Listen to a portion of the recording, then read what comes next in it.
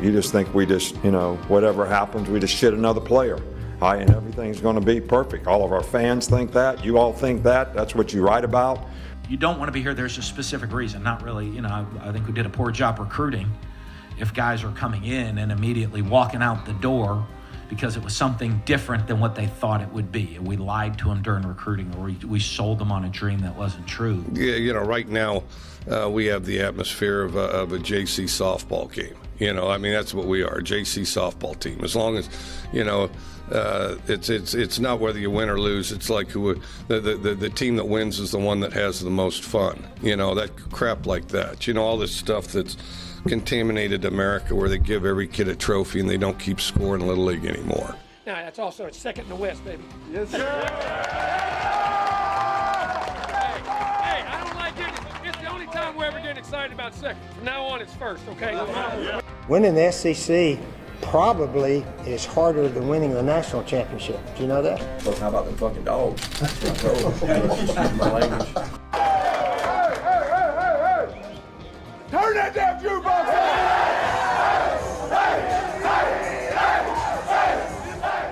Hey, buddy, this beer's for you, Mike, and Cousin Shane. That SEC podcast loves the Pirate, and the Pirate loves that SEC podcast. Hail State. Welcome in the latest episode of that SEC podcast. I'm your host, Michael Breton. I go by SEC Mike on Twitter. And we're in the day for the final day of SEC Media Days. I'm here with my cousin Shane, who goes by Big Orange Vols on Twitter. What are you up to, you big Tennessee homer? Hey, buddy, what's going on? Oh, man, I got to be honest. I was, by about 8 or 9 o'clock in the morning, I was about dead tired. I did not want to get through this day. I didn't know if I could even possibly do it. But then old Eli fired me up. Sam Pittman got me going. And then Bryan Harsin put my ass right back to sleep. Oh, ain't that the truth, man? Eli came out guns a-blazing. He said, don't you forget about the Mizzou Tigers up here in Missouri, man. I thought he was fantastic. I literally thought Kiffin was going to be the guy this year. Maybe the Pirate. Not so fast, my friend. That belongs to the MIZ Tigers. Yeah, without a doubt. And hey, before we get into, all the crazy clips and everything like that, we got to talk about the huge story here that's just hanging over not only the SEC, but all of college football. The latest on Texas and Oklahoma possibly coming into the SEC. And I don't know if you saw this, Shane, but the SEC network this morning, they threw out, it was a completely hypothetical. They're not saying this is exactly how it's going to work out, but it was kind of like I was saying on the last show.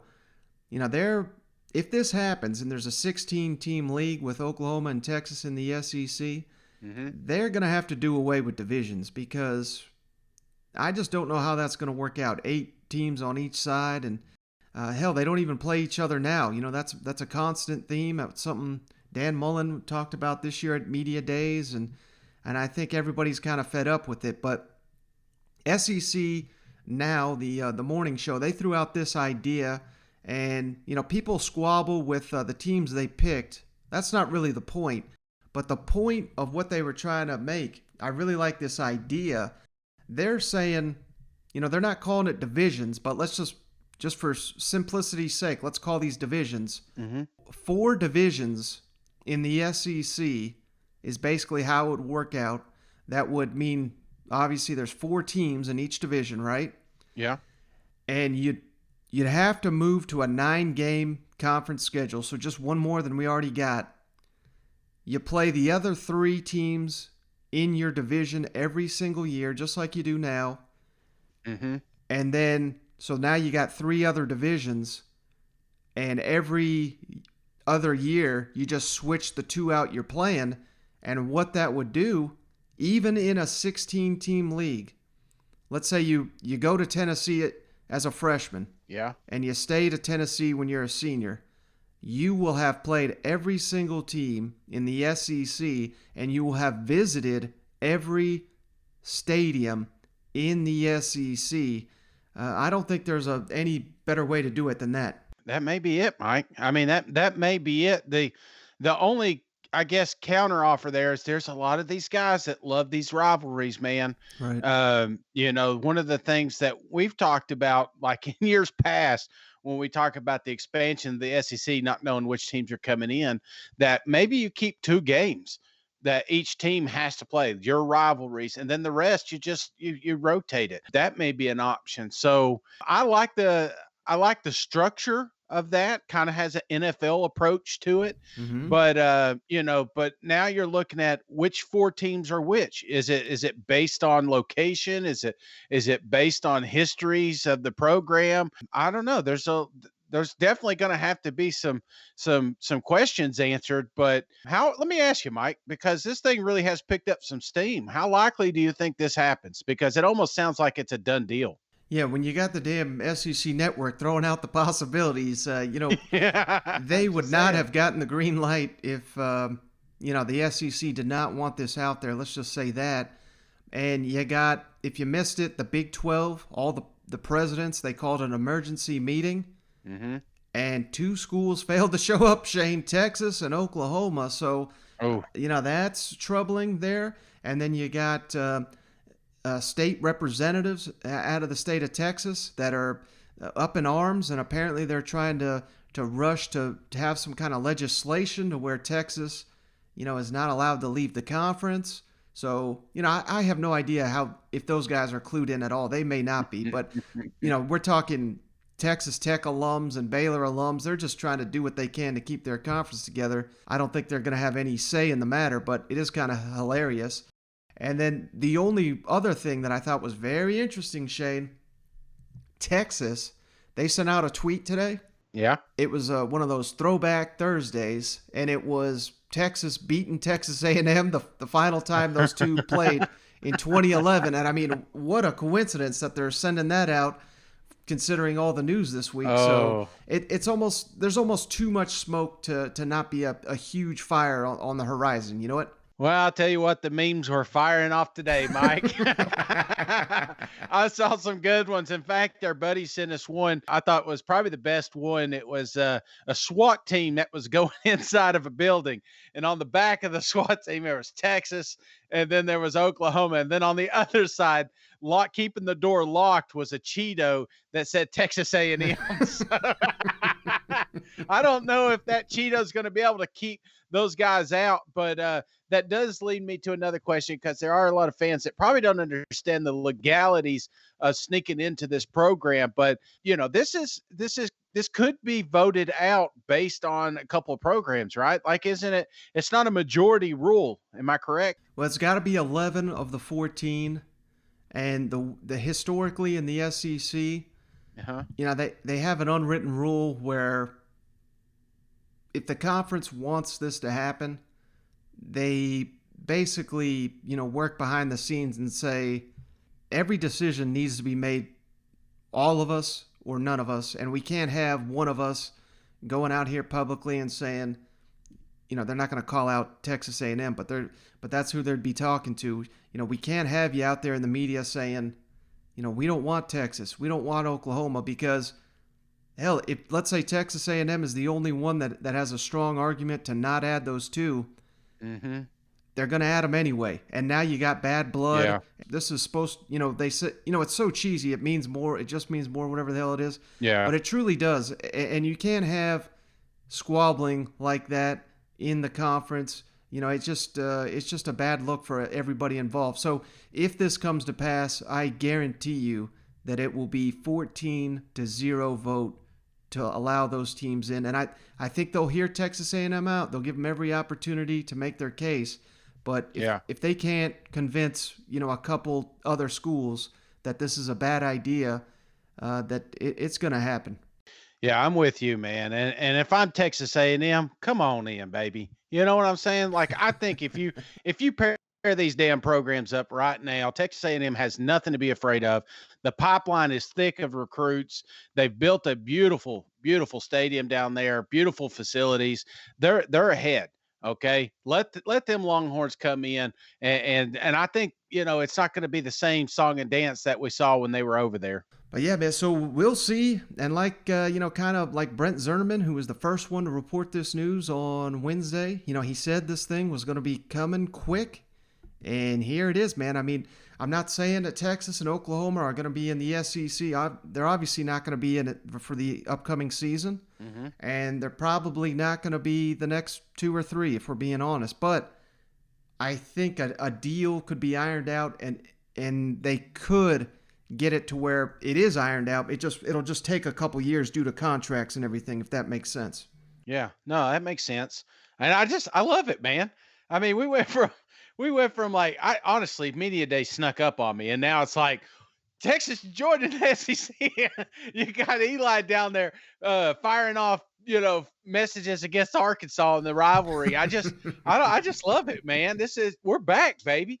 And this is college football. We're already talking trash. We got to see some of these great athletes.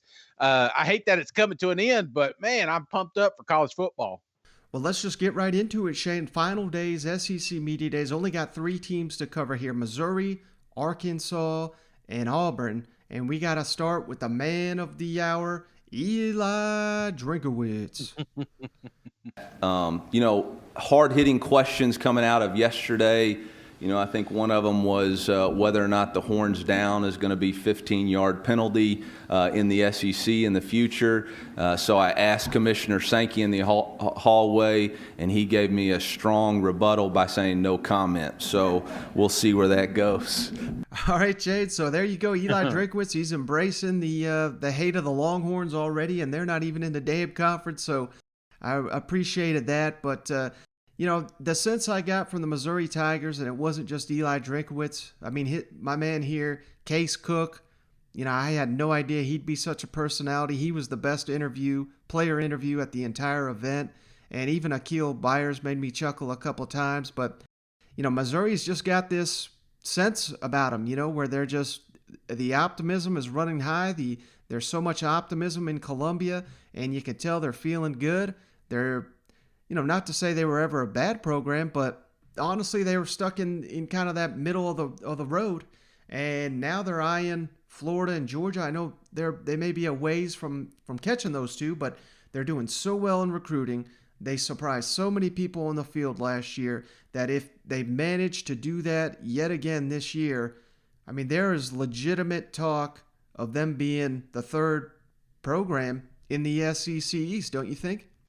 Yeah, absolutely, man. They came in with a little bit of swagger, and I kind of like that because there's a lot of people are counting Mizzou out, and COVID affected everybody last year, but I think it really hit them hard, and they didn't get out there and they didn't complain about it. They just did what they could with the limited roster. And I think you're going to see a different program this year.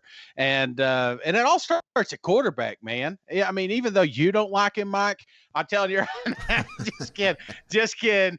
I caught that a little bit during the list season. MIZ went hard on you, but I think they're one of those teams that their schedule lines up beautifully and could be one that we should be talking more about. Yeah, one thing that leading up to this event, Drinkwitz, he really made an emphasis to point out the fact that, one of the lessons he learned was, we got to get better on the line of scrimmage to play in this league. And it's interesting that he brought an offense and a defensive lineman. So maybe that's a clue to, he thinks the strengths of his teams now and the leadership of his roster. So, that's just something to consider. And, he's almost, I hate to make this comparison because there was only one Steve Spurrier, but it's almost like we got us a new one. You know what? Where the guy's going to shoot from the hip. He's always going to be an offensive-minded quarterback guy, and he's just, it doesn't matter going into the season. He does not care about bulletin board material. He'll just throw it out there, and us in the media just eat it up. So, I think that really helps Missouri moving forward. But let's kick it over to him, man, because, again, he had some great comments here on learning how tough it was in his first year in the SEC. And then, man, some gold here with being asked. He was asked time and time again, but this was his best comments when asked about the rumors about Texas and Oklahoma coming to the SEC. I don't know if that's true or not. I don't know. I really don't know what you're talking about. I might have tried to, maybe I was making an offering to the GOAT, the greatest of all time, and giving him some little Debbies to not beat the hell out of us or something. I don't know. But AP Stedham, WHEP, Foley, Alabama. Coach. I've been to Foley. You've been to Foley. Okay. Outlet malls. Yeah, that's right. That's correct. Lambert's, throw rolls. You're more familiar than me, I guess. There you go. Coach, what did you learn about yourself as a head coach for the first time in the SEC? I think you learn about yourself how tough you have to be.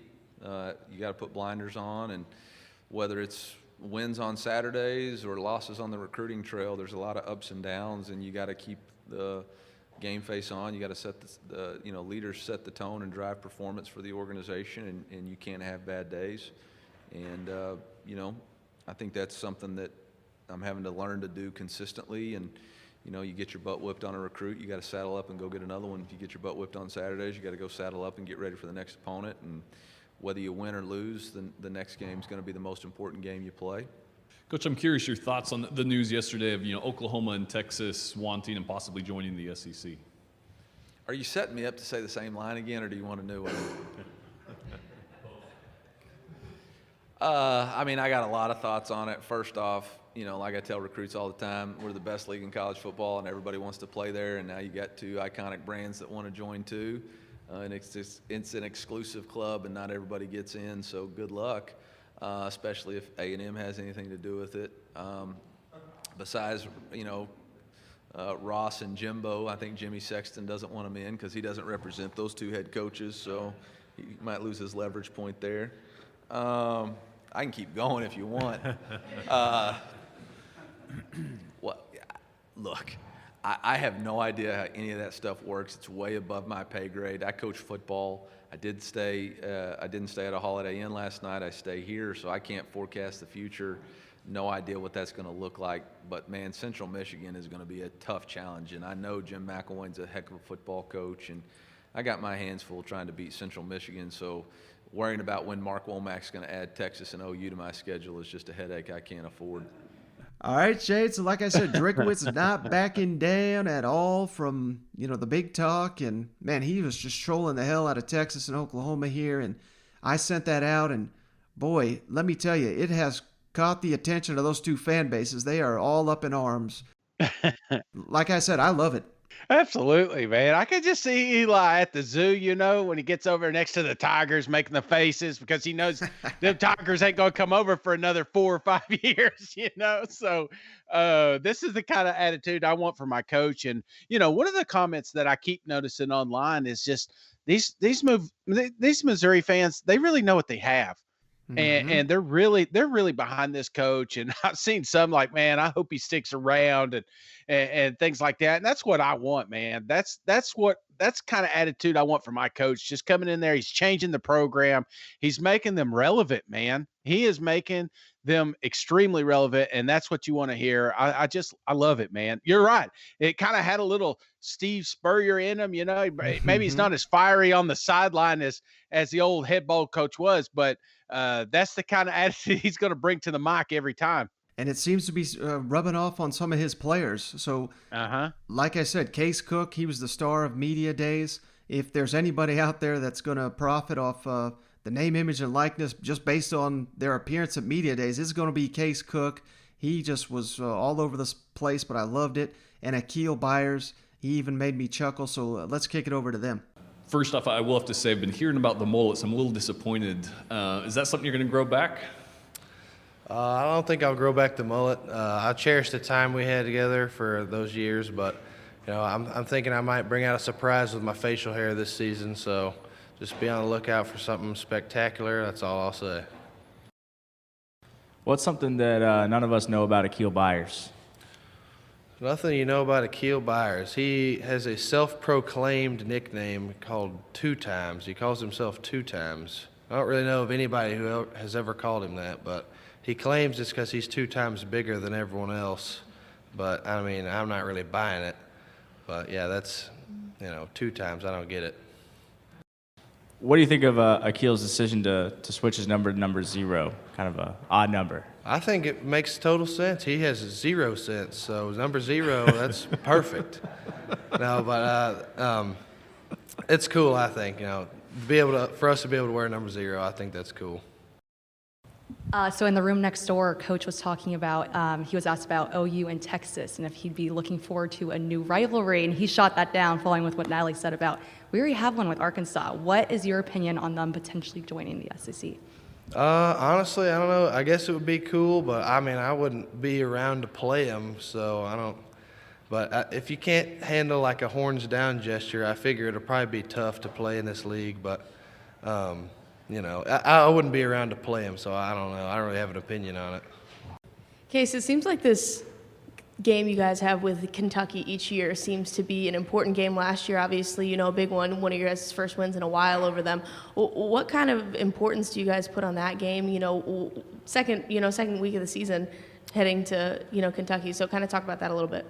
Absolutely. Kentucky's a hard-nosed football team. They've built their program off toughness and everything like that. So beating a team like that consistently is where we're trying to get to, beating the teams that are known as tough teams and gritty teams. So, and having them week 2, I think, is awesome. It's an early test for us, and it's on the road.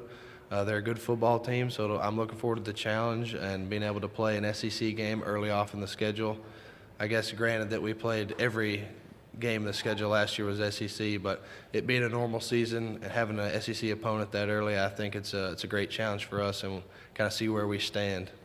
Also, Akil, you guys play South Carolina. It's a trophy game. You get the big silver cup. Yes, what do you sir. do with it, in between games? Where does it sit in y'all's building, or do you see it on a daily basis? I do see it, after we got it, I stayed with it for a little bit, it was sitting in it was literally sitting in my lap, the next day in the team meeting. I actually drank some water out of it. I ain't okay. But yeah, that happened. So yeah, I see it every day. I walk into the facility, it's sitting right in the front. So yeah, it means a lot. We've seen a lot on social media about Eli Drinkwitz's backyard. So as someone who's been there, what's it like, and what's it like to get all the teammates out there and have some fun? Man, his backyard is crazy. You got a little pond, you got a pool, you got a fireplace, all types of things. I can remember one time I went. He got like goldfish in a little pond. So I was trying to catch him, and I couldn't catch not one. And he honestly thought I was going to fall into it, but I didn't. But, yeah, it's a very nice backyard. Him having that backyard and bringing the team together and us just having bonding time, is a very big thing, All right, Shade. So like I said, those comments were great. And I got to ask you this. What are the odds that Akil Byers, I believe him, I think he drank out of that trophy, but I don't think he was drinking water. Do you? No, yeah, I'm drinking water too, Mike.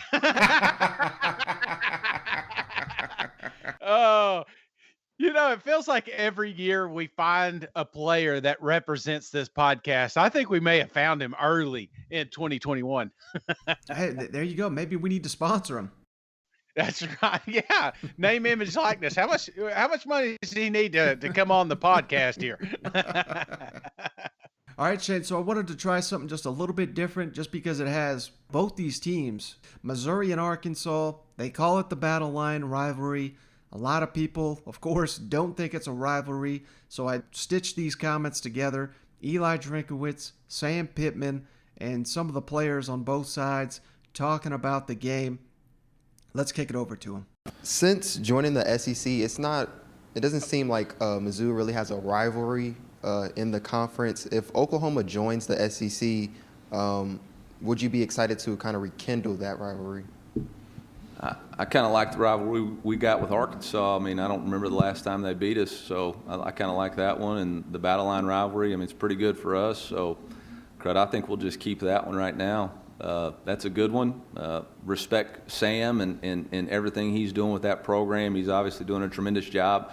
I'm from the state, and so that makes it a little bit more special and a little added incentive. So I'm not going to speculate about anything. Just because y'all don't think it's a rivalry doesn't mean it ain't a rivalry. It means a whole heck of a lot to my household, and I know it means a whole heck of a lot to Barrett Bannister's household, and I know we like having that trophy at the end of the game. So I think we'll keep the one that the commissioner set for us. Tribune. We talked to Missouri head coach Eli Drinkwitz earlier today, and when he was asked about the Texas-Oklahoma news, he preferred to say he preferred the rivalry with you guys and focusing on the one he currently has. How do you evaluate the state of the Missouri versus Arkansas rivalry, and what does it mean to have that game to your program every year? I think it's a very good rivalry. You know, obviously we haven't been on the winning side of that in the last 5 years. I think the last time we beat Missouri was my last year at Arkansas as the offensive line coach. But certainly when Barry was the head coach over there, they beat Arkansas 4 times in a row. And so it's probably might be a little bit more of a rival for the people that are getting their butt kicked, you know. I don't know. You'd have to ask Eli, but we've been getting ours done, and I love the fact that Missouri's close to us. Eli and I are good friends, but at the same time, we're very competitive as well. And I'm glad we look at it at Arkansas as Missouri as our #1 rival. What do you think the overall state of the Mizzou-Arkansas battle line rivalry is right now? I don't know. I think it's strong, especially after last year going the distance and then finishing with that 2-point play and then them going all the way down. But I think it's a strong rivalry right now. All right, Chad. So here's my question to you. Now, we've seen so many players in this series transfer to the other school. We've seen Barry Odom and Michael Shearer, the linebacker coach. Brad Davis, the former offensive line coach, jumped from Missouri to Arkansas. There's been a lot of bad blood in this thing in the last 5 or 6 years. And hell, the last year's game, remember, it went down to the wire. It was one of the best games of the SEC season. And I know especially Arkansas fans, they refuse to even acknowledge this as a game they even need to be playing. But if the coaches and the players all say it's a rivalry. Yeah. I mean, don't we have to consider it a rivalry at this point or no? I think we have to, man. And trust me, as a Tennessee fan, the last thing we want to mention is Vanderbilt rivalry. That's not, you know what I'm saying? I remember for years it was just, we're not even going to talk about that. But then when they start beating you, you have to talk about it. You know what I'm saying? It's like, you got to talk about the elephant in the room. The fact of the matter is Eli is 1-0 against you. So, you know, if it's not a rivalry, it's slowly becoming one. Actually, I shouldn't say slowly. I mean, it's here and the fan base is fighting each other already. I love it. That makes this game more electrifying when it does show up. Yeah, I think you're absolutely right on that one. But let's kick it over next to the Razorbacks, Sam Pittman and company down in Hoover. And, you know, the one thing I kept hearing, and it kept bugging me time and time and time again, it was like, you know, I don't like to sit here and rail on the SEC network often, but if they piss me off, I'm going to say something. And, you know, just about every time Sam Pittman or one of these players got done talking, they said, you know, I really like this team, but God, look at the schedule. You know, how can they get any better? And I'm racking my brain here trying to say, well, what in the hell happened last year? I mean, you know, they literally came out and said this is the toughest schedule in college football history, 10-game SEC schedule. They had to face, you know, they got Georgia and Florida and all these juggernauts out of the East in addition to playing in the West. And hell, they won 3 games and should have won 4. I mean, they got robbed out of the Auburn one. So what in the hell are we doing when Arkansas leads the SEC in seniors this year?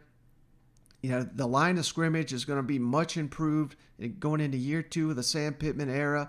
We're bringing back damn near everybody on the defensive side of the ball. And on offense, we've got some star players and a quarterback that I know he's largely inexperienced, but he's got talent. And when he has played, he has shined. Yeah. What in the hell is the problem with this SEC network saying, well, hell, and that's the other thing. When you're an idiot, I think, if you just say, well, the schedule's too hard, because we can do that going into every year. And the reality is, until these teams go play on the field, we don't know how good how tough these teams are. Yeah. You can pretend that the schedule is filled with juggernauts, but hell, we thought LSU was a juggernaut last year. They went 5-5. It just pissed me off. I don't know. What do you think about that? No, I'm with you. It's the same thing every year. It's like, look at South Carolina's schedule. You know what? It's a tough schedule. You look at Auburn. Guess what? They got to play Georgia. Oh my God, it's a tough schedule because they also got the West to go through. Yeah, I mean, you could go down through the whole thing. Arkansas had it rough last year. The jokes, the memes that came out of that situation, and not to mention it was a thin team dealing with COVID and having to put. I mean, it was they had all the elements to go through, and they did it. And I don't think it's going to be easy by no means, but it's going to be a lot easier this year than it was last. And it's a senior-led program. I expect great things from the Arkansas Razorbacks. Yeah, and I almost just think they're like, well, hell, they got to play Texas. So how can they have a winning season? But I think that I've been saying it all off season. They're going to beat Texas, and then all of a sudden that's going to change the narrative about and hell, I think if Texas was in the SEC West, they'd probably finish damn last. You know what I mean? So it's like, why are we sucking up to Texas when they can't even win the damn Big 12 joke of a league? You know what? Exactly. We're back. Yeah, you ain't ever been back, man. You ain't been back since Vince Young was down there. Come on, get out of here, Texas. You ain't nothing. Well, hey, we already talked about the rivalry comments. Let's kick it over to Sam Pittman, who really went in on improving that line of scrimmage. The fact that I credit him here. He's not throwing his players under the bus, but he noted we really had to get better on the defensive line, and they addressed that with the transfer portal by, hey, again, landing 2 Missouri defensive linemen. Not a rivalry. You're stealing all their players here. And then Illinois State defensive tackle John Ridgway, who, to my understanding, was one of the hottest prospects in the transfer portal. I mean, he turned down about 6 other SEC programs to go to Arkansas. And I really love these comments here on being embraced by the Arkansas faithful. You were talking about the LSU game with so many defensive players, particularly in the line, missing. Sam, what have you done to address that lack of depth? I know you went to the transfer portal and picked up some guys there. I'm not sure the transfer portal is your favorite recruiting tool, but talk about adding to the depth and the talent in that defensive line. Well, number one, the players we had to get better. And not only better, but bigger. I mean, we've had, like Zach Williams was playing around 2 1/4, 230. And, the guy blocking you is 350 pounds, 330 pounds. It's a mismatch. He's around 265, 270 at this point. So we had to improve what we had first. And I think we did a really good job with that. We obviously have to recruit well. But then that was probably the only position on our team that I thought, help, we need it. And we went out, and it's nothing against the ones we had. It's just we needed it either in the depth department or in starting department. And we went out and, in our opinion, got 3 as good of options as anybody probably could have had in the country. If they say, hey, I want to go out and get 3, okay, we got these 3. We got 3 pretty good players. Coach, 2 of those players from Missouri. Trey Williams is also a local kid from Columbia. What has he brought to your team so far, and what have you seen out of him? Well, he's got leadership qualities. He's a hard worker. Markel, he's from Little Rock, Parkview. I don't know if Missouri just beat us in recruiting and want him, or if we didn't. I don't know what the story was, but he's a fine player. Played a lot of ball at Missouri. I know about Trey and Markel because Trey was giving Isaiah Wynn and and Andrew Thomas fits when we'd play Missouri, and they were both first rounders, and he was giving them a tough battle. And then, of course, I knew Markel because wherever I was, it might have been Georgia, whatever, we were interested in looking at him. So the one thing about what happened is they're very, very hard workers.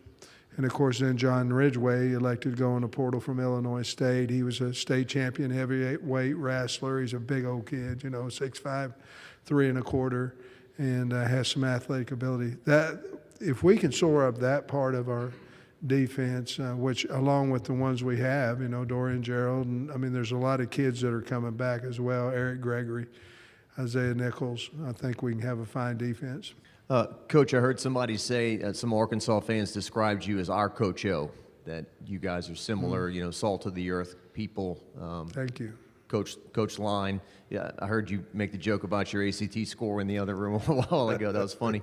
Do you find your kids and the fans kind of, that attracts them to you, the way you go about things? Say again. Do you think your fans and your players admire that about you, and it kind of? I think anybody admires humility, honesty, and with that a little bit of self-confidence. I think anybody, I always say the man makes the man, the job doesn't make the man. Just because I'm the head coach at Arkansas has not changed me since I was the head coach at Princeton High School in Missouri. It doesn't change me as a person. It might change my bank account. I think people respect that, Change my bank account a lot, by the way. But I think that's where, I think I fit in at Arkansas because I think people feel like I'm one of them, and I want to be one of them, and I want to fit in at Arkansas. But I think that's probably part of it, and I'm probably the most well-liked 3-7 coach in the history of football, and I'm very grateful and thankful for that.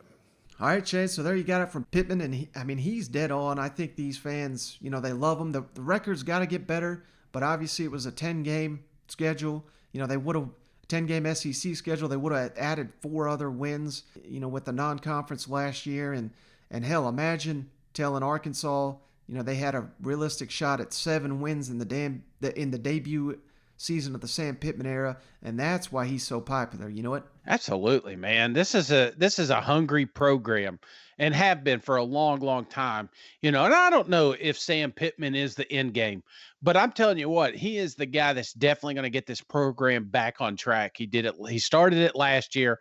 I think they're further along than anyone expected, and it all starts with the coach that everybody loves and believes in, because he believes in them. And I think that's why you had all these guys coming back, because they believe in something.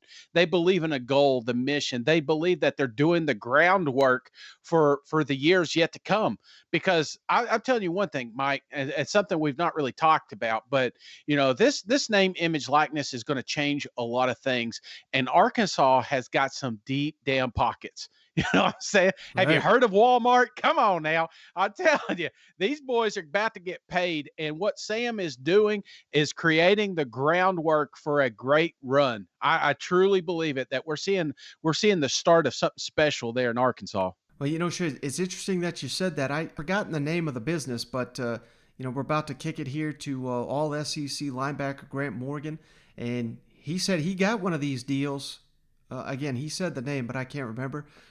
And it's a real estate company. Yeah. And instead of giving him, a boatload of cash, apparently what they've done is they've given him a house, and they've just paid it off. I mean, that's what we're talking about here. You know what I mean? So the state of Arkansas, they love this team. And as soon as they turn this ship around, I mean, you're going to just see more and more of this, just because they want this thing so bad to be a winner.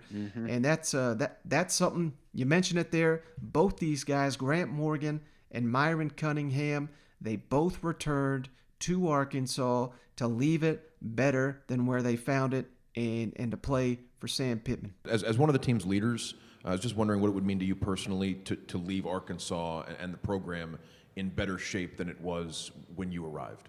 Yeah. I would say the one thing that like it means to me is like this is something that we came here to do. No one ever wants to come like, and that's any school in the SEC. No one wants to come to say Auburn, right? So no one wants to go to Auburn and leave Auburn at a worse time. Like so, as a player, you want to be able to come here and leave a legacy. You want to come here and say I was 31 on that team that did that. We snapped a long SEC win streak last year, and the fact that I can say I was on that team. Like, I'll be able to tell everybody, like, oh, we went into Mississippi State after they beat the defending national champions. Like, so that's something that I want to be able to tell my kids one day, be able to tell my family. So to leave a legacy, something like that, and to be saying, like, we're sitting here saying we won 3 games last year, like, we can have a chance to win more, figure out what's better in the eyes of everyone else. To be able to say I was a part of a team like that, or I played for Sam Pittman, who knows, he could end up being a really great coach at Arkansas. So that's what. That's exactly how I want to leave it. Kind of like you said, like I want to leave a legacy. Just curious what it's like having Barry Odom as a defensive coordinator at Arkansas. Yeah, I promise you, he's the same guy here as he will be with us. He's really he's a really great leader. The way he leads is passionate. It's purposeful. The words he uses isn't anything huge. It isn't anything like he doesn't have a great, just like it's smart vocabulary, but it's the smart in him is not through his words, but it's through his passion, his purpose, and it's through his like X's and O's. When he talks football with you, you know he's one of the smartest coaches in America. And the way he explains everything, like you know he knows this works, he knows it can work, it just has to be done by us. It puts it onto us saying, all right, it's worked everywhere else he has been, like we need to make it work here. So I love the guy. I love him a lot. Like the way he coaches us, the way he is there for us, the way he leads us. But like I said, he's the same guy everywhere. He's consistent. And I think that's the one thing you want in a leader, no matter if it's players, coaches. You want a guy who's going to be the same guy every single day. And that's exactly what he is. Depth, you mentioned that just a few moments ago, Grant. That really caught up with you last year against LSU because of COVID issues. Talk about the depth you're seeing now in both the defensive line and even in the linebacking crew. Yeah, it definitely did catch up to us last year. I think that was why we kind of fell off at the end of the year. Depth with the D-line, we had to go into the transfer portal and we grabbed some guys who can play immediately, and they've done really well. But that purely made our other D-linemen a lot better. I haven't seen a jump like this in our D-line group since I've been here. The way that they've instilled what they've learned from where they came from and brought it over, and the other guys who are here already who thought it was their time saw that and go, oh, dang, I gotta work hard too. I gotta go. I'm still trying to play. So that's built depth purely alone. Who knows if those 3 transfers are going to play or not, but it made them work so much harder because of the competition around them. And we haven't had, at the D-line group, we haven't had a lot of competition just because we've kind of known who's going to be those starters, who's going to, like, and so when you don't work hard, like when you don't have that competition that you need at every position, they don't work hard, that doesn't build depth. So this whole offseason has been really competitive for them. And honestly, we couldn't tell you right now who our starting D-linemen are, which is great. I think that's awesome because I think that we have a lot of people that can be that, and that's a good problem to have when you have 1s and 2s, guys battling for that spot. Arkansas struggled earlier in your career, and last year seemed to be a change from the previous few. How important is it to leave the program in a better condition than it was in your first couple of years at Arkansas? I think it's very important. I think as a player, when you come into a program that's probably not doing so well, to leave it in a better standing than you found it is always a great achievement. All right, Shane. So, I mean, hey, it's nothing fancy. They're not a bunch of smooth talkers here, but they're blue collar, they're hard workers, they're tough, they're physical. And I think, kind of like the players at Missouri, Drinkwitz rubbing off on them. I think Sam Pittman is certainly rubbing off on his players. What do you think about that? Yeah, man. I mean, this reminds me of my papaw, just going to the mines and go to work, never miss a day, just doing the grind and coming home because he knows he's got to. I think that's the attitude that we got from these boys, and that's what I love because when you look at them, you see yourselves. I do. I don't know about you guys, but when I see Arkansas putting everything they got into it, it's like I don't know. It it seems special. It's like those Disney movies you watch on football teams. It's like I could see some documentaries coming out of this later if all goes as planned this season. Mm-hmm. All right, Shane, final team here, the Auburn Tigers. They were the last team at SEC Media Days. And, of course, it was the Bryan Harsin debut at the event. And, man, I was kind of kidding, but not really. I mean, my God, the guy, he's a hell of a coach. I'll give him that. But he is boring as hell to talk to. And he rambled and rambled at his opening presser. I mean, no one is going to remember this if they go on and win big in the SEC. So I'm not trying to make too big of a deal out of it, but I almost really did nod off. He got 2 questions. He took about 20 minutes to answer those. So, not the press conference is not going to be Bryan Harsin's strong suit. I'll just say that. In other words, if you're driving and you got a cup of coffee there, go ahead and take a couple more shots because you're going to need it. But maybe that's where Auburn needs to be. You know what I mean?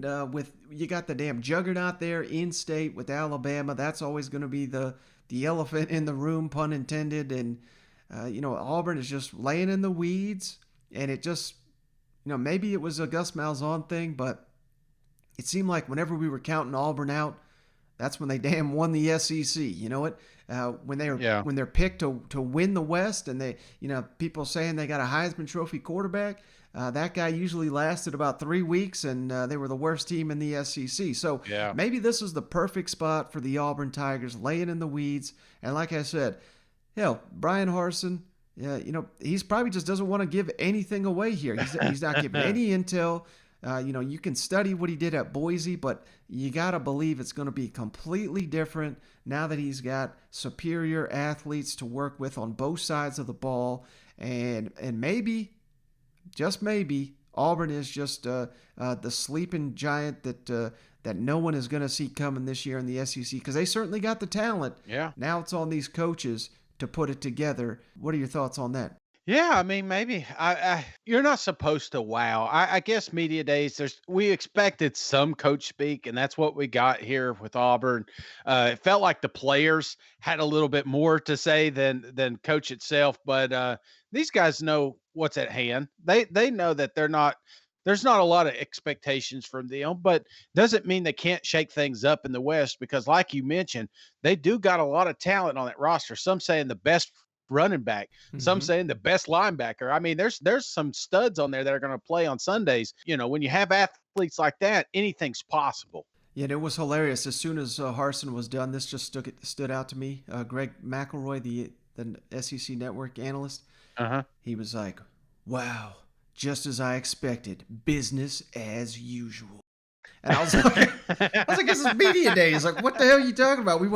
Imagine if Drinkwitz was business as usual. We'd be nothing to damn talk about. You know what? Oh, I know, man. I love it. But I love the fiery young coaches. I think of Beamer. I think of Eli. Just these guys come out, man. They want to be something. They want to be special. So I think that's important, because there's nothing else going on. Media days, I know. I mean, look at our YouTube channel, man. The videos. I've never seen so many people watching Coach talk at a mic. I mean, they're just that hungry for football right now. Yeah, without a doubt. Well, let's kick it over to, I scraped hard to find some quality content here from Bryan Harsin. And he talked about the offensive line. They do have 7 guys returning with starting experience, so they're trying to work that out in camp. And then, of course, let's not overlook the fact that they added TJ Tank Finley from LSU. He's now on the roster down here at Auburn, and I am a lot higher on Bo Nix than some people, but it's like a running joke to make fun of the kid, even though he's done so much in the SEC. But if he can't get it done, they got a quality option there with Tank Finley. So let's kick it over to Bryan Harsin. You got 7 returning starters on the offensive line.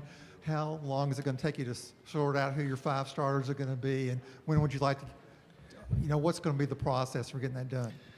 Yeah, well, we got to do it sooner than later. I know that we've already been in the process of that, watching these guys this summer. You watch them in training, you watch how they lift, you see the strength development that they're making, and you get a pretty good idea of the guys that are really putting themselves in a position to compete and be the starters.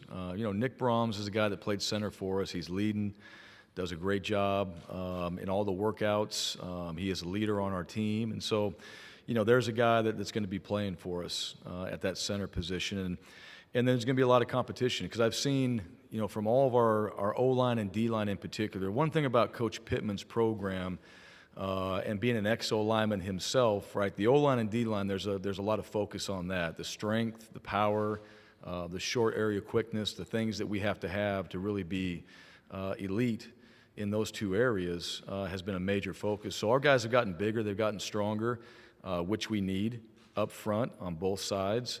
And when we get into that first week, usually how our camp works, we have a couple days where we're split. We have some of the new guys, selected vets, in one practice. We have the returners in another, some of our veteran players, and then we bring everybody together. And we have a scrimmage on day 8, and after that scrimmage, you got a pretty good idea of where you're going with your 2 deep. And then you have one more, and you're kind of finalizing your 2 deep, you're finalizing some of the special teams, and you start getting into game prep. So these guys are going to have 12 to 16 to 17 practices, and you're going to be using a different combination of O-line because you want to see guys that can play guard and play tackle because you need that, and that's important to me. One year at Boise State, we were 12-1, but we had I think we're 13-1, but we had 11 different combinations on the O-line just because of injuries and different things. So you want to train guys where they can play tackle, play guard, you have your center position. And what you do is you want to get those, certainly 5, but you want to get those 7 that you really have in the rotation, and who's the next best to go in there. And sometimes you got to move a player that's out to tackle and bring in this next guy that might be a guard. And that's what Coach Friend, our offensive staff, that's what they focus on. We had a meeting about that the other day, and Coach Friend's got a great handle on it, how he wants to do that. And so we'll start getting to that fairly quickly in camp.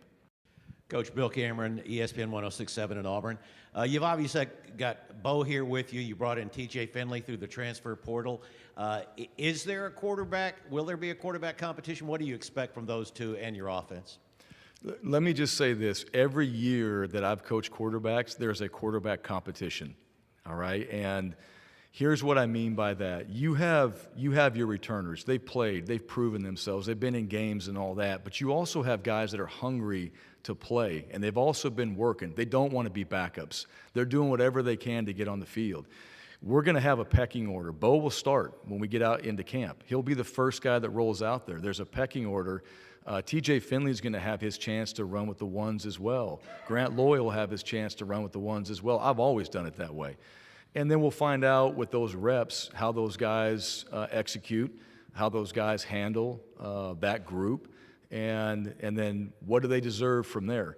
And it's going to be at every position. And so, that's always, is there a controversy, anything like that? No. I mean, there's not a controversy on our team, but there's competition every single day. And, my job as the head coach is to play the best players. And the best players are the ones that go out there and take advantage of the opportunities that they get from the coaching staff, and they maximize it. Those guys have no control over that. The quarterback, I control that. Coach Bobo controls that. You're going to get 10 reps, maximize them. You're going to get 5, make the most out of them. And, when guys start worrying about that, I think that comes from so much external and other people in their lives, like you're not getting this, you're not getting that. Well, what are you getting? And that's my job, is to make sure they understand, no, this is what you are getting, this is what you have today, maximize it, and this is what we want to see from you. And so TJ has done a really good job. I've liked just his whole approach. He's come in, he's really dove into just getting into that playbook and understanding the details of what we're trying to accomplish, getting players out there, throwing with them, trying to do everything he can to put himself in a position to go out there and compete. And if he's has an opportunity to play, that he's ready for it. And the other guys have done the same thing. And so that is my full expectation of every player on this team, to not come into a camp and be like, I'm good. All right, come into camp and get better and prepare and know that you've got somebody on your team that, hey, you love and appreciate and all that, but he's nipping at your heels now, and he wants to play too. When you have that as a coach, when you got 3 deep and everybody's competitive and everybody's good, you bring out the best in every one of your players, and I think that's what you want to create, depth and competition on a football team.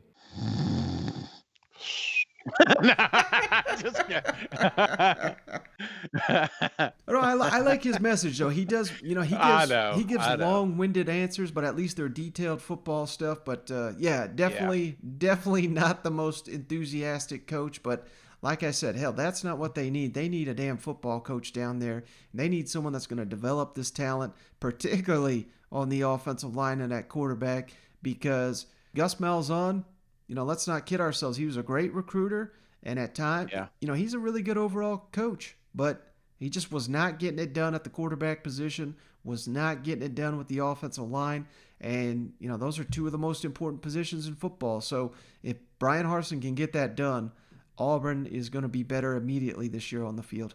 Let me ask you, man. I was joking earlier. I think the big one is the quarterback room. And I know people are hard on Bo, and there's been a lot on his shoulders, and I think a lot of that had more to do with Gus Malzahn than it did anything. He's got Mike down there whispering in his ear, hopefully making him a better quarterback. Do you think that this gap between him and TJ is big, or do you think that do we really have a quarterback competition down here? Yeah, the more I think about it, I do not think we do. But I certainly think that Tank Finley's got the talent that, like I said, if Bo struggles, that they'll turn to him. Mm-hmm. But, hell, I don't know. Sometimes I just feel like I'm on an island here because when I watch Bo Nix, I know, half the time you scratch your head saying, what the hell's he doing? But the other half, he's borderline amazing. So, go back and people are probably snickering right now, but go back and watch that Texas A&M game. Remember, that's the game where he about got sacked, and the guy jumping on his head, and he's like throwing him off, and he made like 4 or 5 guys miss, and he scores a touchdown. He has got a ton of pure talent, but his mechanics and his presence in the pocket needs work, and that's called coaching, brother. Yeah. Because he's out there relying purely on talent, and they have not been able to coach him up. And it goes back to what you're saying. Both of us have been pointing the finger at Gus Malzahn, but let's not forget Chad Morris was his coordinator and quarterback coach too. So, it can only go up from Chad Morris. So, I think Bo Nix, I'm not saying he's going to be All-American this year or anything, but I think he's going to be one of the most pleasant surprises in the SEC. And instead of being a weakness at times like he was against South Carolina last year, I think he's going to be one of the strengths of the Auburn team. Absolutely, man. I think that's what they're going to focus more on is just breaking some bad habits. Mm-hmm. Throw before running. And a lot of times if you watch him, he was quick to just not go through progressions and just rely on those legs. And it got him in trouble a few times last year. Well, let's kick it over to Bo Shade, who, he had the comments of the day. If you want to talk about the Auburn Tigers, they ain't scared of Alabama. And Owen Pappoe, the linebacker, outstanding linebacker, he talked about what it's like playing in Derek Mason's scheme and what that's going to look like. Yeah. And on facing Tank Bigsby in practice. My goodness, could you imagine trying to tackle that man in practice? No. Hey, Bo, you guys have gotten your first summer offseason under Coach Harsin. How have the changes been, and how have y'all adjusted to working under Coach Harsin? The changes have been great. It's been very smooth. Coach Harsin is huge with the small details and the discipline that goes into running a football program. That's helped us tremendously. I think that guys have responded really well. Obviously, there's always something that could be changed and could be done better. And so our guys are learning and adapting to that, and just continue to trust the coaches, what they're telling us to do. Learning the new schemes, offense and defense, special teams, which is going to be important for our success moving forward. But this summer, the workouts have been tough. We run stadiums now, and that's really tough. Owen and I actually ran it before we came up here, so we made sure not to skip out on that. But that's just going to only help our development, and it's tough now, so that maybe we can gain an advantage in the future in the fourth quarters, overtimes, and those tough games when both teams are tired and exhausted, and who can push through it the most. Kind of a two-parter right here. First of all, Tony Fair posted on social media that he's coming to take the head off the elephant. I just wanted to know what your I guess, reaction to that remark was?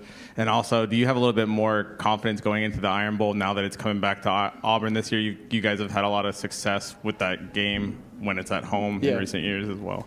Well, first of all, I had a lot of confidence going into Tuscaloosa last year. I don't think the location changed my confidence or anything like that. As a matter of fact, I was probably more excited to go to Tuscaloosa just because of how hard it was going to be and how difficult it was going to be.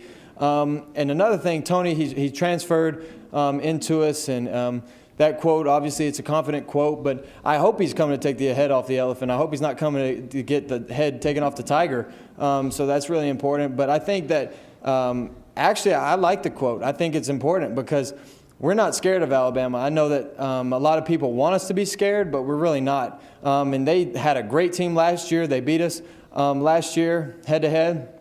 They beat us pretty bad, but that game was close at the beginning, and it was honestly closer than they had played. And there at the end, they just did what they do, and they obviously they had a great team, so they continued to just build on that. But I'm excited. I'm happy he said that because everybody at Auburn should come in with the mindset of beating Alabama. And that's just important to us. It's important to me. Obviously, I understand how it is beating them in 2019, and we have a lot of guys on our team that's beating them. So moving forward, especially this year, having it back home, obviously it is exciting to play the Iron Bowl in Jordan-Hare Stadium. It's going to be one of the biggest, loudest games of the year. It always is. And so we're just excited. And I think there's a mutual respect between Auburn and Alabama. I think they know that they're going to Alabama to beat Auburn, and we are going to Auburn to beat Alabama. And both games, or all the games, are always respectful. It's fair. And both sides appreciate the other for what they have to go through. But for Auburn, we are here to win those big games and to take the head off the elephant. Owen, what type of defense has been implemented with the new coaching staff, and are you getting comfortable? Running a 3-4 base. We also got some forward down stuff that has been installed too. But the defense, it's been going good. Spring went really good for us. It was a lot of similarities to Kevin Steele's defense, so guys kind of just picked up on everything really fast, so the transition went very smooth. Going to be able to play fast, show a lot of range. As a linebacker for me, I actually love it, man. Being able to just run out there and make a lot of plays, match up on tight ends and receivers if I need to, play man-to-man on running backs. Just be able to show a lot of versatility in the defense, a lot of pressures too, so it's going to look really good. Kind of going off that theme, what are your guys' expectations as a defense this year in the first year? Really just improve from last year. I know last year we had a lot of trouble on third down, so a big emphasis for us was before even third down, just improving on our first down and second down defense, creating those third and long situations so that we'll be able to be more versatile with, play calling, send a lot of exotic pressures or whatever. So. Hey, Owen, you go up against Tank in practice all the time. He's looked at as one of the top returning running backs in the nation, if not the best. How tough is it to bring him down when he really gets going, and what are some expectations you have for him this year? Yeah, when he gets going, man, you gotta bring your game, man, and you really just put your body on him. You know what I'm saying? We'd be able to get him down in practice, though. But no, he's a great back. I think he's gonna do a lot of good things for us this year. Just build upon what he's already done, and truly, man, he's a special player. You know what I'm saying? So I'm excited to see what he does this year. What have you seen, going up against him in practice, what have you seen from Bo Nix's progression? And is it an advantage for you guys to have a veteran quarterback with experience in this league? Yeah, it's a huge advantage for anybody to have a veteran quarterback coming back. But what I've noticed, he's been more calm. You know what I'm saying? He seems really more comfortable in this offense, even though we just now learning it. But he seemed to pick up on everything really fast. Going through his progression is good. He's even helping out TJ sometimes too. But I think he's really gonna have a better season this year. All right, Shay. So hey, Bo Nix and Auburn, they ain't scared. And maybe he's got a point because I believe the last two times they played at Auburn, the Iron Bowl at Auburn, Auburn's won that game. All I'm picturing is Nick Saban in his lake bath and just pop it up and say, get hold of that media guy and get that clip and save that for me because we're going to need some rat poison when we get a little bit closer to the Iron Bowl. Oh, man, there's going to be a lot of tiger heads laying around at that game.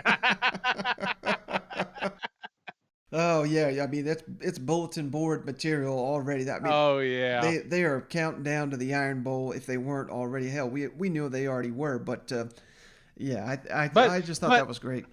I joke, but it's expected. Auburn's not a cake team. They should never be a cupcake team. They should be competing for national championships. They're a storied program, and they've been down. I think that this is.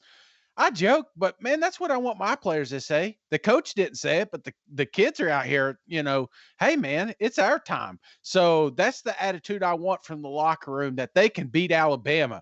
Whether that's going to happen or not, we'll find out. But it starts with the belief in the locker room, and it starts with your quarterback.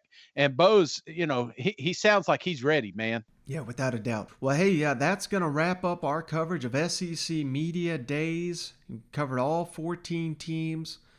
Point me to an SEC podcast that's doing that. I don't know of one, but if you appreciated all this coverage, please give us that 5-star written review on the Apple Podcast app, and we'll send you a beer koozie free of charge just for doing that.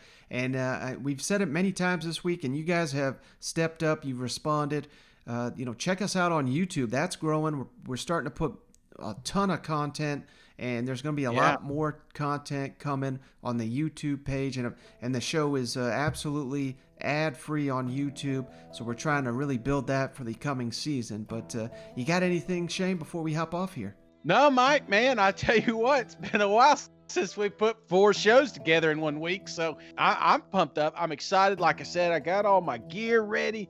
I just, the YouTube channel, I think that's the big one, man. I think half those views were me just clicking around and watching, because you hear some of these coaches, you hear some of these players, but it's kind of cool watching them too. It was just so much emotion down there in Hoover this week. And I think that's going to spill into the college football season. Fans, I've never seen so much fan interaction in my life. We've got a lot of fans that didn't get to go to these home games last year. They're going to get to go to it this season.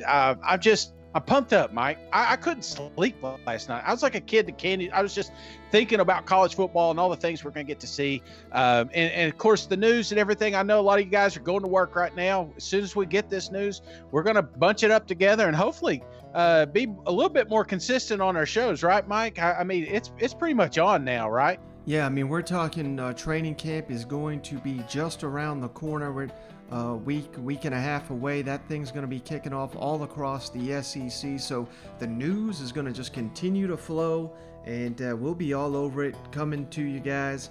Like I said, on the podcast, on the YouTube, and everything like that. So stick with us, and it's going to be one hell of a season. Well, brother, that's all I got. Going to do a little deep sea fishing this weekend, Mike.